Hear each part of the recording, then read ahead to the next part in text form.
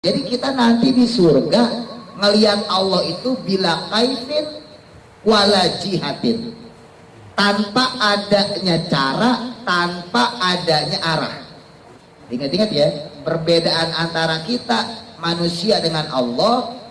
Kita manusia butuh arah, kita manusia butuh tempat, butuh cara. Keluar dari musola, keluar dari rumah, bagaimana caranya? Oh, dia keluar melalui pintu. Nah, jadi ada cara. Nah, sementara Allah itu nanti kita lihat gak pakai cara. Gimana ya, wallahu alam, kita nggak bisa bayangin. Lah manusia itu ada arahnya, Pak. Ya, kita ke musola bisa gitu, dari arah utara misalnya, dari arah selatan misalnya gitu. Ada arahnya. Sementara Allah wala jihatin, nanti tampaknya Allah tuh nggak ada arahnya, jadi kita nggak tahu. Lagi-lagi ini akidah Ahlussunnah wal Jamaah ya. Jadi bagaimana? Wallahu alam, nggak bisa dijawab. Di kuburan aja bareng-bareng, di kuburan kan kita nggak tahu. Yang soleh nggak soleh kita nggak tahu. Maka kemudian ketika dibangkitkan, orang soleh nggak soleh digabungin, dihisab juga orang soleh dan orang yang bejat digabungin. Nah, maka di persimpangan jalan inilah maka mereka disuruh berpisah. Wamtazul yauma ayyuhal mujrimun. Mulai sekarang berpisah kalian, wahai orang yang mujrim. Ini orang yang baik-baik ini pengen masuk surga. Nah, itu yang disebut dalam surah Az-Zumar, wasiqal ladzina taqau rabbahum ilal jannati zumara. Wasiqal ladzina taqau, dan dikirimlah kemudian orang-orang yang bertakwa rabbahum kepada Tuhan mereka ilal jannati zumara, menuju surga dengan berbondong-bondong. Nah, sementara yang mau menjadi ahli neraka disebutinnya wamtazul yauma ayyuhal mujrimun. Wamtazu, berpisahlah, berpencarlah kalian semua. Ayyuhal mujrimun, wahai orang-orang mujrim, orang-orang jahat.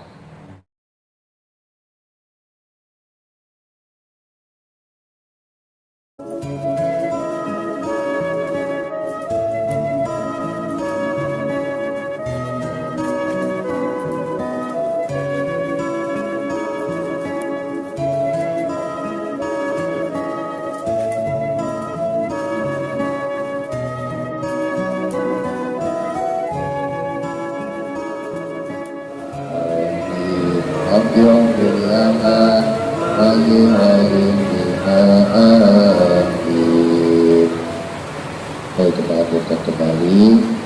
Coba cek dulu, perhatikan tajam temboknya Mas Radmi. A'udzu billahi minasyaitonir rajim. Kenapa? 1, 2, 3. A'udzu billahi minasyaitonir rajim. Salamun qawlan min rabbir rahim. Kenapa? 1, 2, 3. Salamun qawlan min rabbir rahim. Wamtazul yawma ayyuhal mujrimun. Kenapa? 1, 2, 3. Wamtazul yawma ayyuhal mujrimun. Tahu kenapa? 1, 2, 3. A'udzu billahi minasyaitonir rajim. Kenapa? 1, 2, 3.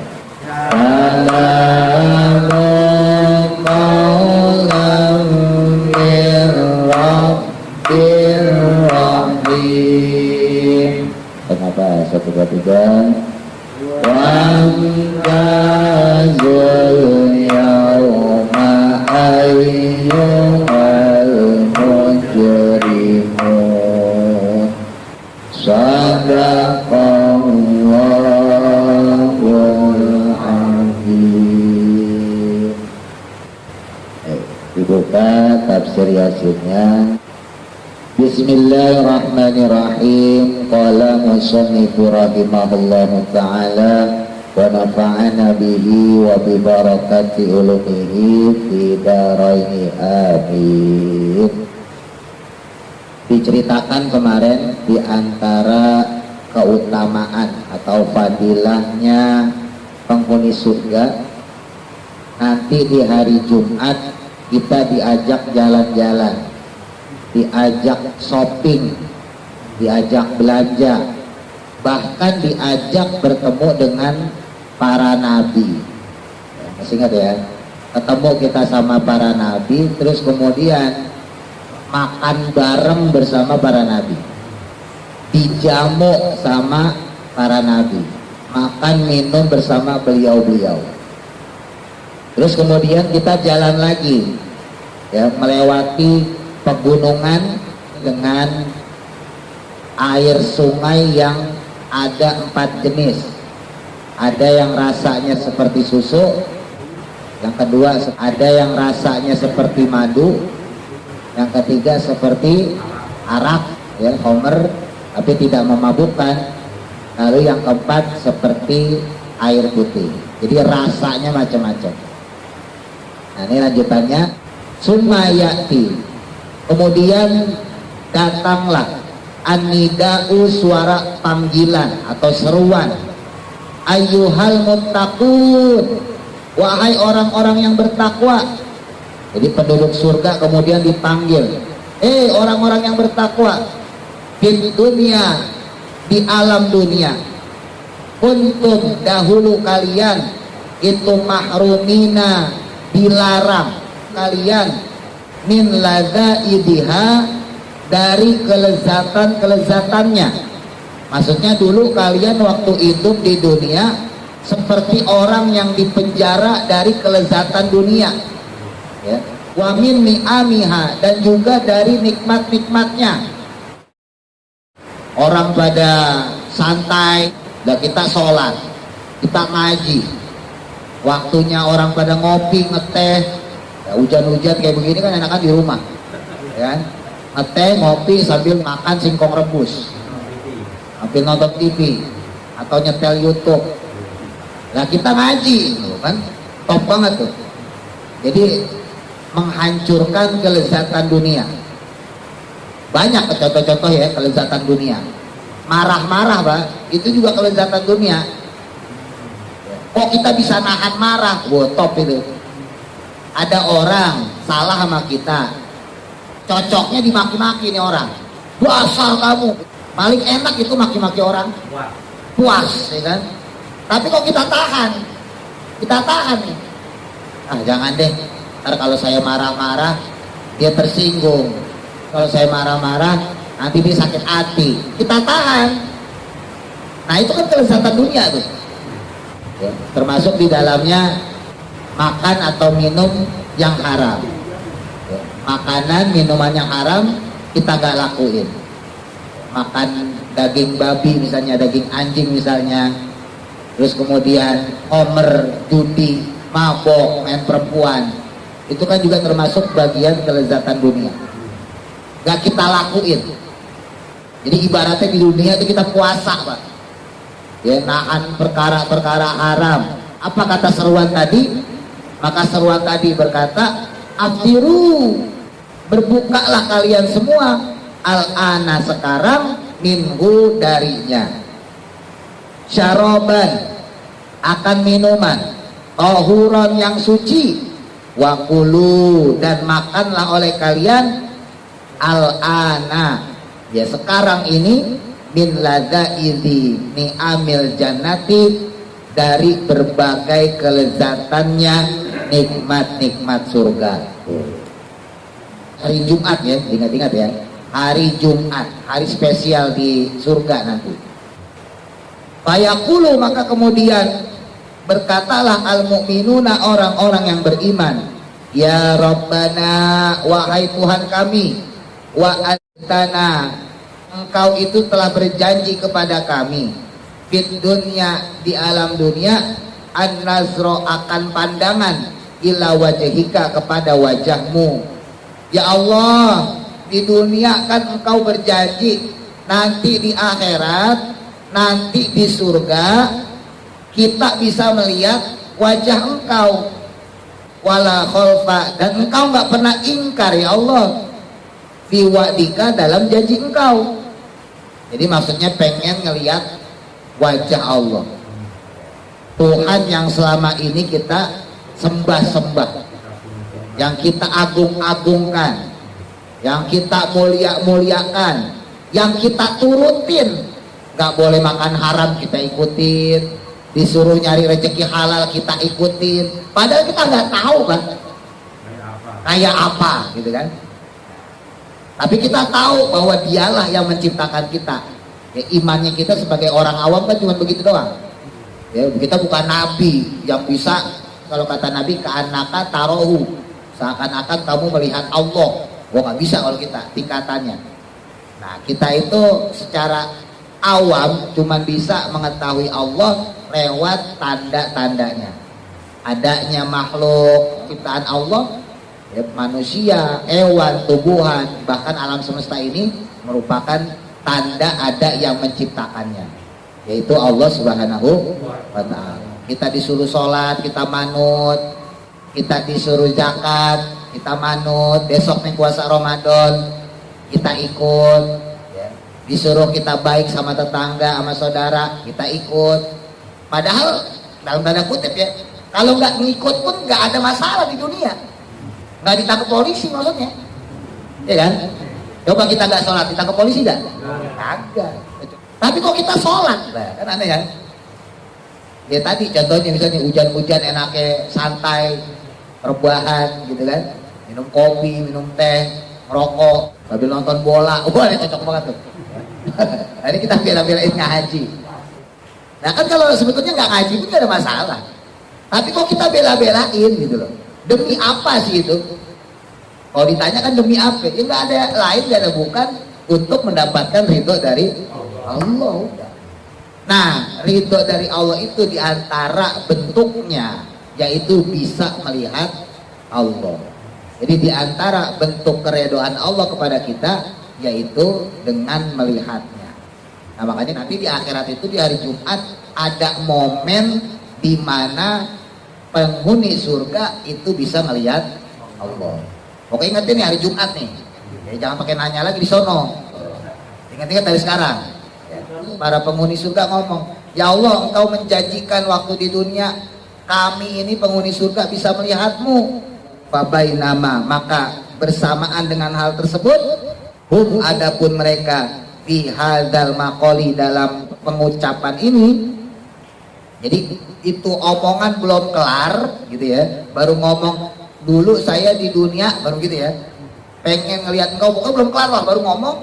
Maka id yati syai'un, id yati, maka tiba-tiba datang syai'un, sesuatu, mislal gomami, semacam awan atau seperti awan, yazharu, yang mana tampak, min jaufihi, dari dalamnya, anwarun, berbagai cahaya. Jadi tiba-tiba datang seperti gumpalan awan, Pak. Ibarat orang kalau naik gunung, di atas gunung ada kabutnya. Wow, dikelilingin awan kita, dikelilingin kabut kita. Lalu dari rongga-rongga di dalam awan tadi itu keluar berbagai cahaya. Cahaya keluar banyak banget. Yurfa'ul hijab, tafa'u, kemudian diangkatlah al-hijabu, hijab, ya, penghalang. Fayatajalla, maka kemudian tampak jelaslah nuru jamalillahi ta'ala, cahaya keindahannya Allah ta'ala, kal qamari lailatil badri, seperti cahayanya bulan di malam purnama. Ya, bulan purnama terang lah gampangnya gitu ya, cahayanya terang banget. Falamma yaro, maka tatkala melihat al mu'minuna, orang-orang beriman tadi, jamalallahi ta'ala, akan keindahannya Allah Ta'ala. Nah ini akidah kita nih Ahlussunnah wal Jamaah, bila kaifin, dengan tanpa adanya cara, nggak pakai kaifiyah, jadi nggak pakai cara, wala jihatin, dan tanpa adanya arah. Ini sekali lagi ya, akidah Ahlussunnah wal Jamaah. Jadi kita nanti di surga ngelihat Allah itu bila kaifin wala jihatin, tanpa adanya cara, tanpa adanya arah. Sebab orang itu butuh arah, butuh tempat. Ingat-ingat ya, perbedaan antara kita manusia dengan Allah.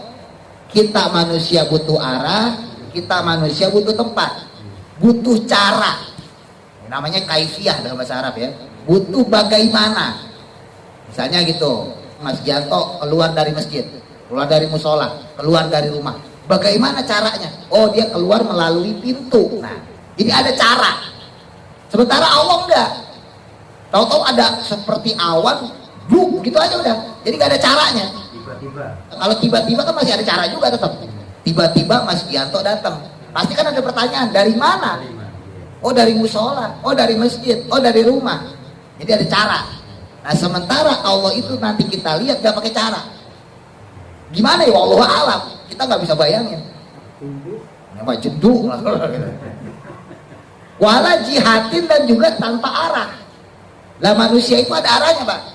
Ya, kita ke musola misalnya gitu, dari arah utara misalnya, dari arah selatan misalnya gitu. Ada arahnya. Kita datang ke jembatan, misalnya Mas Gianto dari arah depan. Kalau misalnya Mangkos dari arah samping misalnya gitu. Kalau saya dari belakang. Jadi ada arahnya. Sementara Allah wala jihatin. Nanti tampaknya Allah tuh nggak ada arahnya. Jadi kita nggak tahu. Lagi-lagi ini akidah Ahlussunnah wal Jamaah ya. Jadi bagaimana? Wallahu alam, nggak bisa dijawab. Ya orang disebutin bila kaifin wala jihatin, tanpa adanya cara, tanpa adanya arah. Kalau pakai cara tuh kita manusia. Kita butuh tempat nih, sekarang di musola. Nanti kita keluar. Kita butuh tempat, yaitu rumah untuk bertempat. Di jalan aja kita butuh tempat, yaitu jalan. Bahkan astronot sekalipun dia terbang ke luar angkasa tetap butuh tempat. Di mana astronot? Di angkasa. Jadi ada kata di. Sementara Allah tanpa adanya tempat. Ya, makanya waktu itu kita bahas, kalau kita menerjemahkan lafaz Ar-Rahmanu 'alal arsy istawa, jangan dimaknai secara teks. Kalau secara teks memang artinya Ar-Rahmanu, adapun Allah yang punya sifat Ar-Rahman itu 'alal arsy, di atas, alai di atas. Di atas ares, istawa bersemayam. Topo kalau bahasa Jawa. Nah, nggak mungkin kita mengatakan Allah bersemayam di atas ares. Kalau Allah bersemayam di atas ares, berarti Allah butuh ares. Berarti Allah butuh tempat. Lalu apa bedanya Allah dengan kita manusia? Sementara kelak nanti pas hari kiamat, makhluk semua hancur, termasuk aresnya Allah. Kalau kita berkeyakinan bahwa Allah bertempat di ares, pertanyaannya, setelah ares hancur, Allah di mana? Ya kan? Jadi rusak tauhidnya. Terus apa maknanya? Ayil kudroh, kata Imam An-Nawawi. Maksudnya ayat tersebut adalah Allah menguasai ares. Kenapa disebutnya ares? Karena ares merupakan simbol terbesar makhluk Allah. Jadi makhluk terbesar Allah itu bukan matahari. Makhluk terbesar Allah itu bukan langit. Ada lagi yang paling gede, Pak, yaitu ares. Di dalam ares ada kursi. Itu kursi juga gede juga, Pak. Tapi bukan berarti Allah juga duduk di atas kursi. Nah, kalau kaum musyabihah, kaum mujassimah kan sesat pikirnya di situ sebetulnya. Karena dianggapnya Allah itu berada di kursi. Allah itu berada di ares. Allah itu berada di langit. Nah, jadi kesannya kata di itu Allah berada di. Nah, itu menunjukkan Allah bertempat. Ya, jadi ini akidah kita. Makanya sekalipun kita masuk surga ketemu Allah, ya bila kaifin wala jihatin, nggak pakai cara, nggak pakai arah. Ya begitu pokoknya lah. Ya gampangnya gini lah. Jangankan Allah yang menciptakan kita, makhluk Allah aja nggak semuanya bisa kita lihat, Pak. Iya kan? Nggak semua makhluk Allah lah bisa kita lihat. Kita bisa lihat paling itu cuma 50% makhluk Allah. Ya paling manusia, hewan, tumbuhan. 50% lagi nggak bisa kita lihat. Contohnya apa? Jin. Bangsa jin nggak bisa kita lihat. Walaupun ada orang yang diberikan kelebihan untuk bisa ngelihat. Tapi kan nggak semua orang. Angin, bisa nggak kita lihat? Agak bisa. Kuman, Saking kecilnya tuh virus-virus, nggak bisa kita ngelihat. Jadi yang bisa kita lihat itu sedikit, paling cuma separohnya. Mungkin nggak ada separohnya kali. Lebih banyak yang nggak bisa kita lihat. Lah kalau makhluk Allah aja banyak yang nggak bisa kita lihat, apalagi Allah yang menciptakan makhluk. Nah terus yang kedua, alasannya kenapa nanti kita di surga bisa melihat, karena yurfa'ul hijab, dibuka hijabnya, dibuka penghalangnya. Jadi selama ini emang kita diberikan penghalang sama Allah. Kita diberikan penghalang sama Allah. Nabi Muhammad SAW ketika peristiwa Isra Mi'raj bertemu Allah di Sidratul Muntaha. Bukan berarti Allah bertempat di Sidratul Muntaha, tapi dimensinya Nabi Muhammad di situ. Kelasnya Nabi Muhammad di Sidratul Muntaha, yang mana malaikat Jibril aja kagak sanggup. Saya nggak sanggup Muhammad. Kan pertanyaannya kalau orang cerdas, orang kritis, loh kalau seandainya Allah pakai tempat, Allah bertempat di Sidratul Muntaha, malaikat Jibril nggak bisa naik sampai Sidratul Muntaha, berarti selama ini malaikat Jibril dapat wahyu dari Allah di mana dong? Kan begitu, paham nggak? Kalau seandainya Allah pakai tempat, Allah bertempat di Sidratul Muntaha, sementara malaikat Jibril nggak bisa naik Sidratul Muntaha, padahal selama itu malaikat Jibril turun naik untuk ngasih wahyu kepada Nabi Muhammad. Kan Quran itu melalui perantara malaikat Jibril lah. Iya dong, sepakat kita Ahlussunnah wal Jamaah bahwa Quran itu diberikan kepada Nabi Muhammad berangsur-angsur melalui perantara malaikat Jibril. Nah malaikat Jibril dari siapa? Dari Allah. Pertanyaannya kenapa pas naik Sidratul Muntaha malaikat Jibril bilang saya nggak sanggup, sementara Nabi Muhammad sanggup. Artinya apa? Berarti Allah bukan bertempat di Sidratul Muntaha. Paham ya? Kalau Allah dianggapnya bertempat di Sidratul Muntaha, tentunya malaikat Jibril nggak bakal bisa nerima wahyu. Berarti Allah itu berkehendak di mana saja. Ini penting nih. Ya. Berarti Allah itu berkehendak di mana saja. Termasuk ketika Nabi Musa alaihi salam itu mendapatkan Taurat di Bukit Tursina 40 hari 40 malam, disuruh naik ke Bukit Tursina, kemudian diberikan wahyu oleh Allah Subhanahu wa taala, bahkan bisa melihat langsung di Bukit Tursina selama 40 hari 40 malam. Tapi bukan berarti Allah bertempat di Bukit Tursina. Sebagaimana Nabi kita Nabi Muhammad Sallallahu Alaihi Wasallam yang melihat Allah di Sidratul Muntaha, bukan berarti Allah bertempat di Sidratul Muntaha. Bukan, itu simbol derajat seseorang. Jadi ibaratnya ketika Nabi Musa masih di dunia, masih hidup, dapat Taurat, oh derajatnya paling tinggi karena di Bukit Tursina. Bukit Tursina waktu itu bukit paling tinggi, Pak. Sebelum terjadinya gempa macam-macam lah ya. Oh, berarti malaikat Jibril dapat wahyu dari langit karena memang derajatnya malaikat Jibril tinggi. Jadi itu cuma simbol aja. Begitu pula Nabi Muhammad SAW. Kenapa kok diletakin paling tinggi Sidratul Muntaha? Karena Nabi Muhammad adalah Nabi yang paling besar, Nabi yang paling agung di antara nabi-nabi yang lain. Makanya derajatnya sampai Sidratul Muntaha. Karena memang batasnya manusia cuma sampai di situ. Artinya yurfa'ul hijab. Saat itu Nabi Muhammad SAW dibuka hijabnya, bisa bertemu dengan Allah. Ya, jadi ada dua alasan ya kalau ditanya kenapa kita nggak bisa melihat Allah. Satu, jangankan Allah yang menciptakan makhluk, ya makhluk Allah sendiri aja nggak semuanya bisa kita lihat. Itu paling gampang tuh jawaban tuh ya. Terus yang kedua, karena adanya hijab yang diberikan oleh Allah kepada kita. Jadi bukan kita yang menghijabi Allah. Hati-hati, ini juga akidah nih. Karena kaum-kaum sempalan tuh musyabihah, mujassimah ngomongnya begitu dibalik. Karena Allah dihijab. Jadi bukan kita yang dihijab. Menurut mereka Allah yang dihijab, Allah yang dihalangin, bukan kita. Berarti hati-hati Pak. Cara bantahnya gimana? Gampang. Kalau Allah itu dihijab, Allah itu dihalangin, sementara Allah itu maha besar, berarti hijabnya lebih besar dari Allah. Loh, rusak lagi tauhid. Ya dong. Sesuatu yang menghijabi pasti lebih besar daripada yang dihijabi, kan begitu.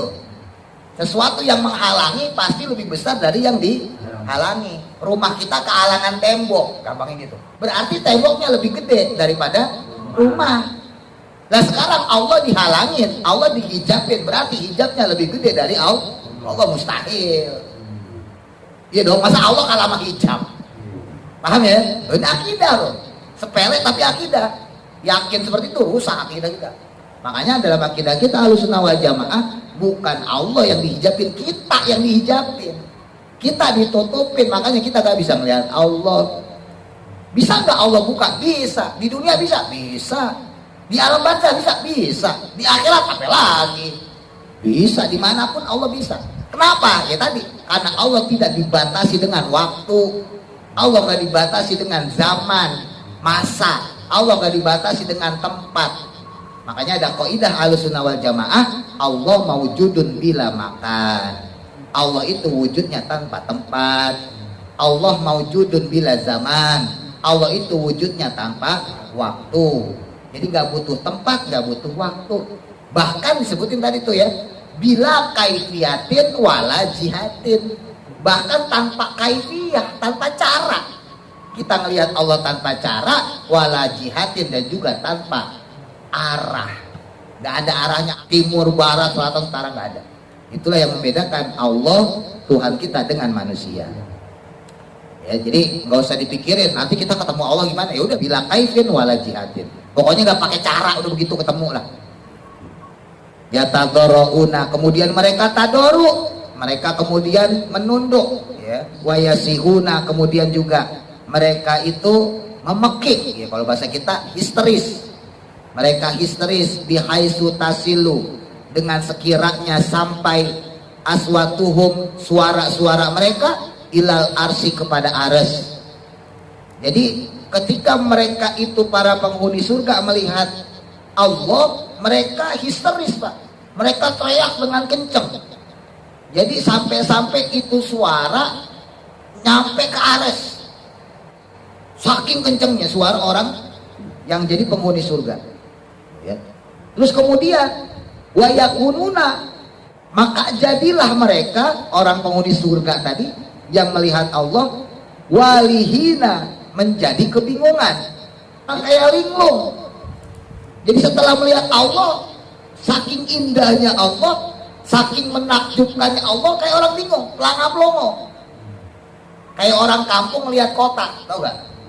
Orang kampung kalau melihat kota, melihat gedung tinggi ya kan, melihat Monas, jadi wow aja tuh, pelangap-longo, kebingungan. Orang kita melihat makhluk Allah yang indah aja kita takjub, ya kan, kagum, apalagi lihat Allah yang bikin. Ya, jadi nalar yang paling gampang tuh kayak gitu. Kita melihat gunung Pak, indah banget pemandangan alam gitu kan, melihat air terjun. Apalagi kalau yang udah pergi haji umroh, melihat Ka'bah, itu kan makhluk Allah, kita bisa terkagum-kagum, menakjubkan banget. Apalagi kita melihat yang bikinnya, tuh, ya kan? Melihat pemandangan alam, melihat gunung, melihat laut, melihat air terjun, melihat perempuan semok aja kita seneng. Wah, montok banget tuh perempuannya. Coba bini gue kayak gini, wah masih gaya lah. Ya kan? Ibaratnya gitu. Nah itu aja masih bisa kita kagumin. Apalagi Allah yang menciptakan, pasti jauh lebih indah. Nah makanya sampai-sampai kita kelihat Allah itu pelongo-pelongo, blow on bahasa kasar gitu. Jadi gitu aja itu. Jadi hilang kesadaran kita, hilang akal kita. Nah, summa yashrabuna, kemudian mereka minum syaroban, minuman tohuron, yang suci. Jadi diberikanlah air minuman yang kemarin kita bahas tuh ya. Jadi air yang berada di mangkok-mangkok, di piala-piala, dikasih minum dari air yang tohur, air suci. Summa taji'u, kemudian kembalilah ukuluhum, akal-akal mereka, ala ru'usihim, kepada kepala-kepala mereka, maksudnya sadar. Lalu kemudian setelah diminumkan air tersebut, maka para penghuni surga kembali sadar. Fayakununa, maka jadilah mereka semua itu mustagriqina, larut atau tenggelam, fir rizki, dalam karunia-Nya Allah, wan ni'ami, dan juga nikmat-nikmatnya Allah. Tuh. Setelah melihat Allah, maka kemudian larut mereka, tenggelam mereka dengan keindahan penampakan dari Allah Subhanahu wa taala. Jadi yang mengharu biru. Nah, kalau bahasa kerennya gitu. Jadi kita benar-benar terbawa suasana gitu ya, dengan keindahannya Allah Subhanahu wa taala yang kita lihat saat itu. Falamma atama, maka tatkala selesai Allah Subhanahu wa taala. Oh, maksudnya kata musonef, pengarang kitab, ya, setelah selesai menjelaskan tentang Allah, ya, tentang surga gitu ya, fi aradatil kiamati, lalu kemudian tentang luasnya hal-hal mengenai kiamat, as-su'ala, akan persoalan atau pertanyaan, wal hisaba, dan hisab, yasuku, menggiringlah kemudian al malaikatu, para malaikat, annasa, akan manusia. Ini lanjutannya ya. Ini nih terpisah nih ceritanya. Kemarin kan dipotong masalah yang salamun qaulam min rabbir rahim yang tadi kita baca tuh. Penafsiran salamun qaulam min rabbir rahim itu dari siapa sih? Nah, ya masih ingat ya. Pendapat pertama yaitu dari Allah langsung, pendapat yang kedua melalui malaikat. Nah, kemudian musonef kitab Syekh Hamid Zazani menjelaskan ya, kalau yang versi keduanya itu tetap sama, yaitu bersumbernya dari Allah, di mana Allah akan menampakkan keindahan zatnya kepada kita. Nah, itu harusnya titik di situ ibaratnya gitu ya. Nah, ini lanjutin lagi nih dari salamun qaulami rabbil tadi. Nah, setelah dijelaskan tentang surga, tentang hari kiamat, tentang pertanyaan-pertanyaan kubur, pertanyaan-pertanyaan di hisab, di yaumul mizan dan sebagainya, maka kemudian yasuku, menggiringlah al malaikatu, para malaikat, annasa, akan manusia, digiring tuh manusia illa mafsalis sabili, kepada persimpangan jalan. Ya, jadi setelah ditanya segala macam, ditimbang, digiring tuh manusia, Pak. Oh, rame-rame guduk bahasa kita. Lalu tibalah mereka kemudian di persimpangan jalan. Summaja'a, kemudian datanglah al-khitabu, khitab, perintah minallahi ta'ala, dari Allah Subhanahu wa taala. Jadi ini bukan cuman calon penghuni surga, tapi juga calon penghuni neraka. Bareng-bareng duduk gitu ya. Sampailah mereka kemudian di persimpangan. Ya tentunya antara surga sama neraka gitu ya. Yang di Quran disebut dengan ashabul yamin wa ashabus simal. Ya, atau ashabul maimanah wa ashabul mas'amah. Ya, jadi ashabul yamin atau ashabul maimanah itu artinya golongan kanan. Maksudnya jalur menuju surga, calon-calon ahli surga. Nah, tapi ada juga ashabul shimal atau ashabul mas'amah, golongan kiri. Nah, golongan kiri ini calon penghuni neraka. Nah, jadi ini habis jalan bareng-bareng gitu ya, sampailah mereka kemudian di suatu persimpangan, lalu tibalah hitop, perintah dari Allah Ta'ala, fayaqulu, maka berfirmanlah Allah. Nah, perintahnya wamtazul yauma ayyuhal mujrimun, wamtazu, berpisahlah kalian semua, al yauma, pada hari ini, ayyuhal mujrimun, wahai orang-orang yang berbuat jahat. Qala, berkata Muqatil, Imam Muqatil, i'tazilu, maksudnya adalah lepaskanlah oleh kalian al yauma, pada hari ini, minas solihina, dari orang-orang soleh. Jadi Allah berfirman ya, memerintahkan kepada orang-orang mujrim, orang-orang yang berbuat dosa, untuk berpisah dengan orang-orang yang soleh. Ya, sebab orang soleh merupakan bagian ashabul yamin, ya, ashabul maimanah, pengen menuju surga. Sementara orang-orang mujrimun, orang-orang jahat, orang-orang buruk, ini mau ditaruh di neraka. Nah, disitulah Allah berfirman, wamtazul yauma ayyuhal mujrimun. Orang-orang mujrim bisa pindah, jangan nyampur lagi. Wa qala Abul Aliyah, dan berkata Imam Abul Aliyah, tamayyazu, berpindahlah kalian atau berpisahlah kalian. Wa qala, berkata Imam As-Sudi atau As-Sadi, kunu, beradalah kalian ala hiddatin, pada duka cita. Nah, ini banyak penafsirannya. Yang jelas dari awal kita perhitungan ya, hisab ya, itu sebetulnya kita masih bareng Pak sama orang-orang mujrim, sama orang-orang jahat, ya sama orang kafir tentunya. Sampailah nanti kita di persimpangan, lalu kemudian Allah Subhanahu wa taala berfirman, "Wamtazul yauma ayyuhal mujrimun." Wamtazu itu artinya berpisahlah, berpencarlah kalian semua. Ayyuhal mujrimun, wahai orang-orang mujrim, orang-orang jahat. Mujrim ambil dari kata jarom, itu beda sama maksiat Pak. Ya. Mujrim itu perbuatan buruk, perbuatan jelek. Maksiat juga perbuatan buruk, perbuatan jelek. Cuman kalau maksiat itu kadang-kadang kita nggak bisa ngindar. Kalau maksiat itu kadang-kadang kita nggak bisa ngindar. Tapi kalau mujrim itu kita bisa ngindar, tapi tetap kita lakuin. Nah makanya julukan paling parah itu ya mujrim. Gampangnya gini dah. Ya ada perempuan cakep, ya kan? Ketika ngelihat perempuan semok, pakai kop, kol-kolan, montok, gitu ya. Pilihannya kan dua, nundukin mata, godul basor, jauhkan pandangan kita, alihkan pandangan, atau melihatnya lagi, melototin. Ayo, kan pilihannya itu. Nggak dipelototin sayang, dipelototin dosa. Kan perbuatan buruk itu ada hal yang kadang-kadang kita bisa hindari, bisa juga kita hindari. Ya contoh maaf ya, kan nggak semua perempuan itu pada nutup aurat, sebagaimana laki juga. Nggak semua laki pada nutup aurat. Dan sekarang kalau yang kerja di pasar misalnya kayak Mas Gianto atau Pak Topik yang bertemu relasi misalnya gitu ya, Pak Haji Dadi misalnya, yang lain yang kerja yang dagang, Mangkus misalnya gitu, depan pasar misalnya.